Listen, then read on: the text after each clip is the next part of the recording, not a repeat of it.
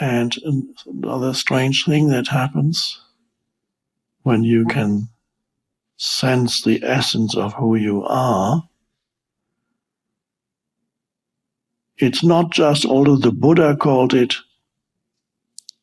well, as it's commonly translated, emptiness is not, I don't think that's a good translation of certain terms he used, like sunyata.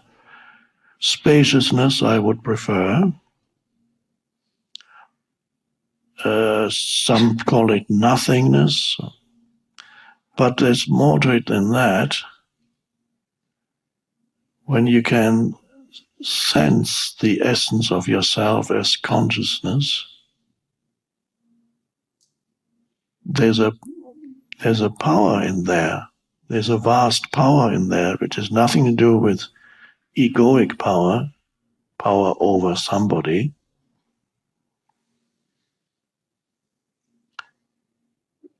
But sensing that is really the only thing that can free you of fear. Because fear means, oh, you're the little me, and you feel threatened and fearful of what's going to happen to me and all these other me's around me, the others. But to be free of fear, if you can sense that deep within you there is a silent power. And perhaps that is the deeper and original meaning of the term faith. Faith is to sense that power. It's not an intellectual thing. Belief, I would say, is an intellectual thing, because the term belief as a noun means you believe in the veracity of certain things that are being told. It could be a story. You believe in this particular narrative. That's a belief. Faith is something, the way I interpret the word or use the word, is something deeper that is not connected with concepts. Faith is a deep trust. That's perhaps a better translation, a better pointer.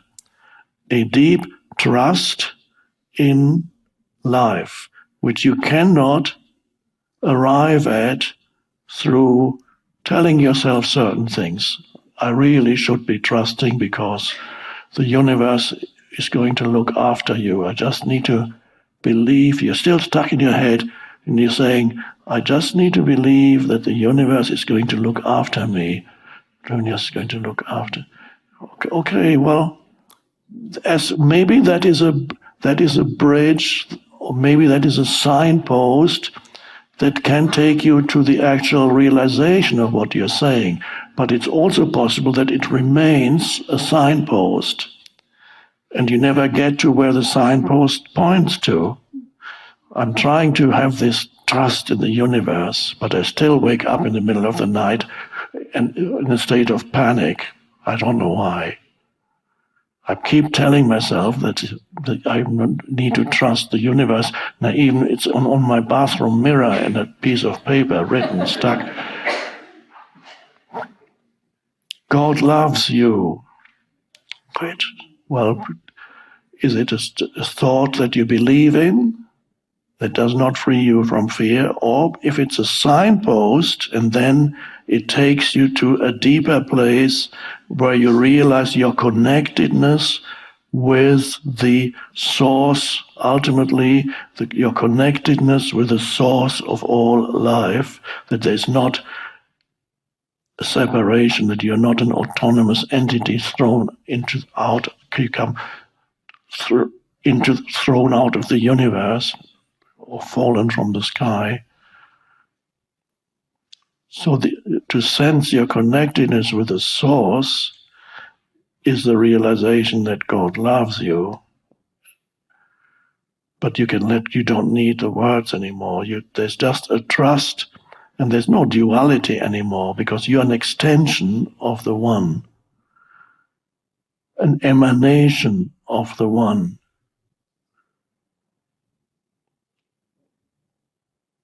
So faith really is trust, but the trust is not something you can think yourself into.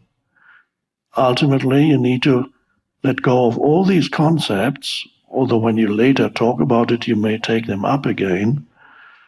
But for the experience of it, you let go of concepts and you can sense in the space between two thoughts, in the space of awareness, you can sense the stillness, the presence, and you can sense it as a silent power. Silent. That's the Tao. It's in Chinese. A silent power. And that silent power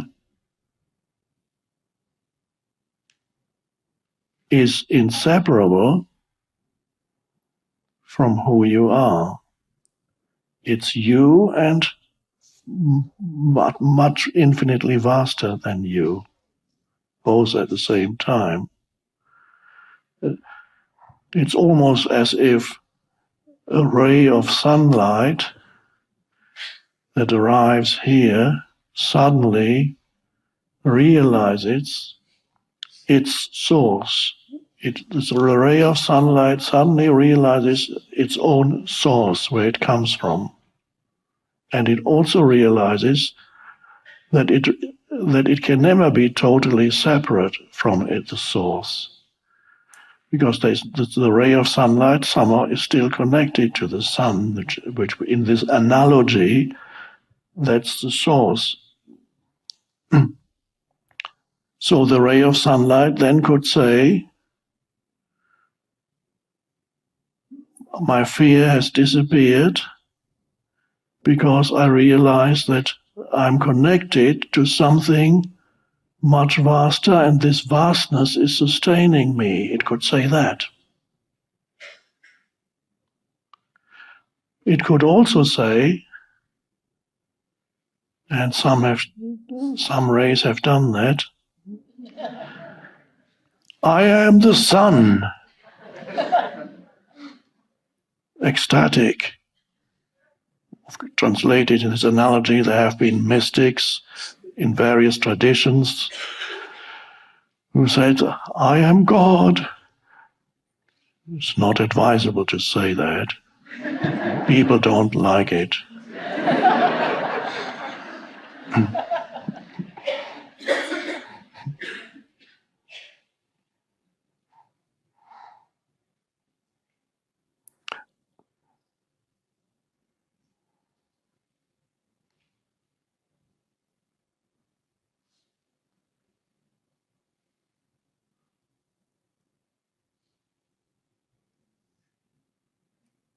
So that power is something that you can then have in the sense in the background, and it's not just a passive thing always in the background. It emanates intelligence, so to speak. It can use your mind, and it can inspire.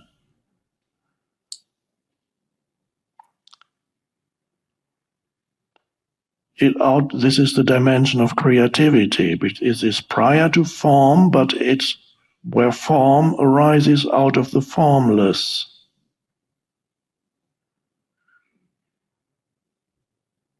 So all the great creations that humanity has been able to achieve over the centuries and millennia, anything truly creative comes because the human being who created that had some connection with the silent power within. Perhaps only in the act of creation, perhaps not in their private life. But in the act of creation, there was suddenly that connectedness. And many, many great composers and artists, and even some of the great scientists who had breakthroughs say that it came to them almost fully formed as a revelation. It already arrived as if it had been already formed at a deeper level, and then suddenly they just received it.